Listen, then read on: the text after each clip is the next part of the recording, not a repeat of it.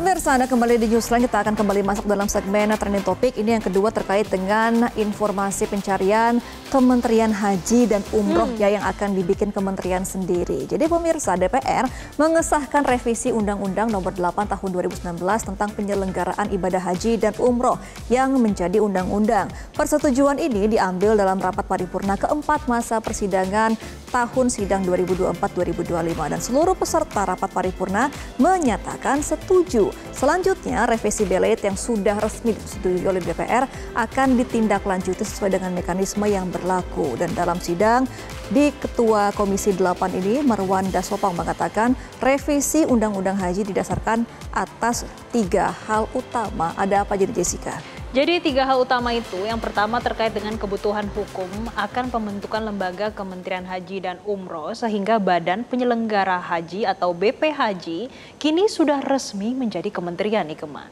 Kemudian poin yang kedua, kebutuhan peningkatan layanan haji baik dalam hal transportasi, akomodasi dan juga konsumsi bagi jemaah baik di tanah air ataupun di Arab Saudi. Dan yang ketiga pemirsa, untuk Anda ketahui ini juga menyesuaikan dengan perkembangan teknologi dan juga perubahan kebijakan di Arab Saudi.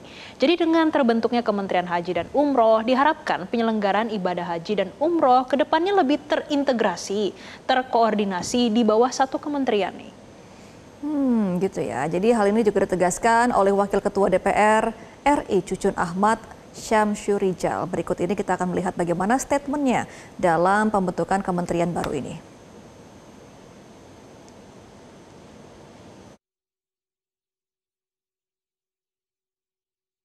Kita inginkan apa yang menjadi harapan semua masyarakat Indonesia. Makanya kan gini, kalau dikatakan sekarang kita itu public hearing ini, setiap tahun mendengar bagaimana keluhan masyarakat kita, umat Islam yang menyerahkan haji.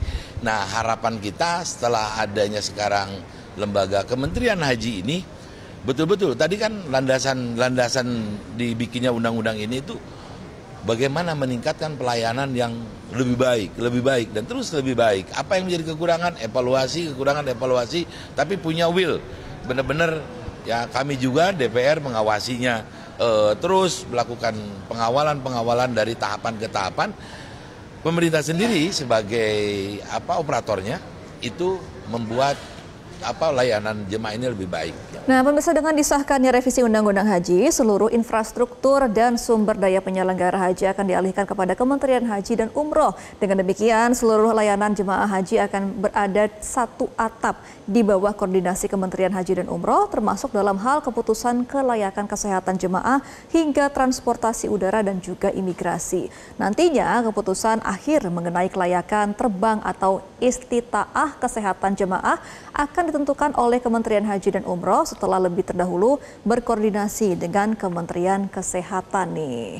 Iya, jadi pemirsa, kalau kita lihat ini juga senada ya dengan apa yang disampaikan oleh Wakil Ketua Komisi 8 DPR RI yaitu Ansori Siregar yang menyampaikan nih, kalau transformasi BP Haji ini menjadi kementerian menjadi langkah untuk meningkatkan pelayanan bagi jemaah haji dan umroh. Karena nih dalam statementnya Gema dan pemirsa, ia juga mendetailkan tidak hanya terkait dengan kelayakan ya, tapi juga terkait dengan kuota, kemudian dengan jemaah non kuota, kemudian status kelembagaan yang menjadi lebih kuat, pelayanan kepada jemaah, dan ini nantinya akan lebih terintegrasi, profesional dan juga akuntabel nih. Dan ia berharap juga nih nantinya dengan Kementerian Haji dan Umroh bukan sekedar perubahan nomenklatur aja, tapi benar-benar menghadirkan ekosistem pelayanan haji dan umroh yang baik secara menyeluruh. Jadi kalau setiap tahun kan selalu ada evaluasi dengan diharapkannya ada Kementerian Haji dan Umroh, tentunya ini semua pelayanan jauh lebih baik dan juga koordinasi di tanah air, dan nantinya di Arab Saudi pun bisa lebih baik pelayanannya. Iya, apalagi sempat ada evaluasi dari Arab Saudi ya kepada Indonesia bahwa akan mengurangi jumlah kuota karena memang ada angka kematian yang terlalu banyak dari jemaah Indonesia. Nah, tapi pemirsa, meski layanan jemaah haji ini akan berada dalam satu atap, menurut Marwan Dasodang, Badan Pengelola Keuangan Haji atau BPKH tidak akan ikut dimasukkan dalam Kementerian Haji dan Umroh. Alasannya, pengelolaan dana haji lebih baik menjadi tanggung jawab lembaga tersendiri. Kementerian Haji dan Umroh nantinya akan melengkapi pengelolaan haji dan juga umroh secara terpadu, mulai dari pembinaan, pelayanan, hingga jaminan keselamatan dan kesehatan jemaah. Dengan adanya peningkatan status kelembagaan BP Haji menjadi kementerian, maka Direktorat Jenderal Penyelenggaraan Haji dan Umroh atau Ditjen PHU di Kementerian Agama akan dihapus. Jadi memang langsung akan dijadikan kementerian semua ya, untuk tadinya ada Ditjen di Kemenak sebelumnya. Betul sekali, Gemma. Jadi institusi yang akan menjadi kementerian ke-49 pada era pemerintahan Presiden Prabowo Subianto ini akan memiliki struktur hingga ke tingkat daerah. Ini fungsinya untuk memperkuat edukasi haji di seluruh wilayah di Indonesia. Dan menurut Kepala Kantor Komunikasi Kepresidenan atau PCO, Hasan Nasbi mengatakan kalau pembentukan Kementerian Haji dan Umroh akan dilakukan melalui peraturan Presiden atau Perpres sebagai tindak lanjut dari amanat Undang-Undang Haji ini, Gemma. Jadi masih akan menunggu ya dari Perpres yang akan dikeluarkan oleh Presiden Prabowo Subianto. Tapi adapun pemerintah menargetkan susunan organisasi dan juga tata kerja atau SOTK Kementerian Haji dan Umroh ini akan rampung dalam 1 bulan ke depan atau dalam 30 hari setelah sudah disahkan undang-undangnya. Tapi pemirsa, salah satu poin krusial dari revisi Belait itu adalah perubahan nomenklatur Badan Penyelenggara atau BP Haji menjadi kementerian. Selain itu juga terkait aturan yang memperbolehkan petugas haji tidak harus beragama Islam jika masih di Indonesia. Nah, ketentuan ini juga secara spesifik ditujukan kepada petugas embarkasi di daerah-daerah Indonesia yang mayoritas warganya bukan Muslim. Ketentuan ini tapi tidak berlaku untuk panitia penyelenggara ibadah haji atau PPIH yang bertugas di Arab Saudi yang tetap harus beragama Islam, begitu. Oke, kalau tadi terkait dengan nomenklatur, kemudian ada yang diperbolehkan dari non-Muslim. Tapi ada poin penting lainnya yang perlu menjadi perhatian, yaitu terkait penetapan kuota haji yang sebelumnya tadi Gemma sudah sampaikan dan singgung. Jadi nanti dalam aturan baru, kuota haji setingkat kabupaten kota akan ditetapkan oleh menteri. Yang mana sebelumnya pembagian kuota haji dilakukan oleh gubernur dengan mempertimbangkan nih, berapa sih jumlah penduduk Muslim dan daftar tunggu di setiap daerah. Sedangkan dalam revisi Undang-Undang Haji dan Umroh, DPR serta pemerintah sudah menegaskan pembagian kuota tetap sama, yaitu 92% untuk jemaah reguler dan 8% nih untuk jemaah khusus. Iya, kemudian pertanyaannya siapa yang akan menjadi menteri dalam kementerian baru ini? Ini yang banyak dibahas di media sosial, makanya ini menjadi trending topik. Karena muncullah siapa yang akan memimpin Kementerian Haji dan Umroh, dan menurut Hasan Nasbi itu adalah hak kewenangan dari Presiden. Apalagi baru 30 hari ke depan akan disahkan begitu ya kementeriannya, jadi belum ada nama, tapi mungkin sudah ada yang digodok nih nama-nama dari Presiden. Siapa ya kira-kira ya? Jadi ini sih kalau kata orang-orang desas-desusnya ya, yaitu Kepala BP Haji yang saat ini yaitu Gus Irfan yang menjadi kandidat kuat sebagai Menteri Haji dan Umroh. Ini memang berawal dari Marwan Dasodang yang dia sebetulnya berkelakar ya saat menjawab pertanyaan wartawan. Jadi ini cuma spekulasi ya pemirsa, kita akan dengarkan bersama bagaimana candaan dari Marwan Dasodang berikut ini.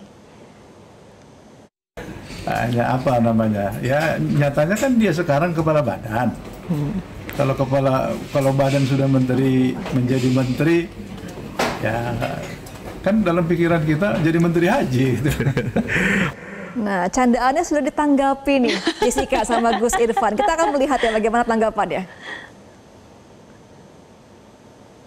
Itu terserah di Bapak Presiden kita, siapakah yang akan jadi pemimpin di Kementerian Haji yang baru ini, terserah pada beliau. Kami sebagai pelaksananya manut saja. Ditugaskan siap, nggak ditugaskan juga siap. Itu memang prinsip kami.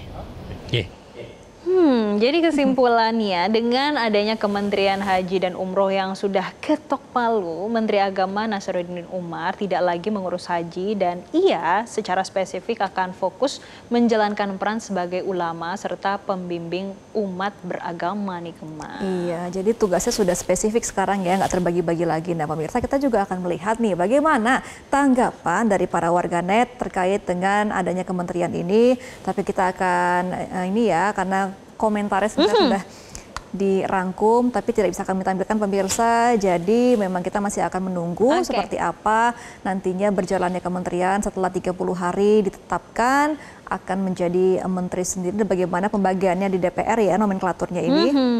Dan tentunya kita berharap ya, tujuannya kan untuk pembentukan Kementerian Haji dan Umroh ini untuk mempermudah koordinasi, percepat pengambilan keputusan, meningkatkan efisiensi birokrasi dan juga penyelenggaraan ibadah haji. Semoga ini nanti bisa direalisasikan dengan kementerian ke-49 di era Presiden Prabowo Subianto. Dan tentunya dengan banyak hal yang terjadi di penyelenggaraan haji ataupun umroh sebelum-sebelumnya, ini masih menjadi PR besar berarti untuk Kementerian Haji dan Umroh, apalagi Indonesia salah satu dengan umat muslim terbesar di dunia. Dan juga kuota terbanyak ya tiap tahun. Dan pemirsa, itulah tadi pembahasan dalam segmen Trending Topic, tapi jangan kemana-mana karena news lain masih akan kembali usai. Tidak, tetaplah bersama kami.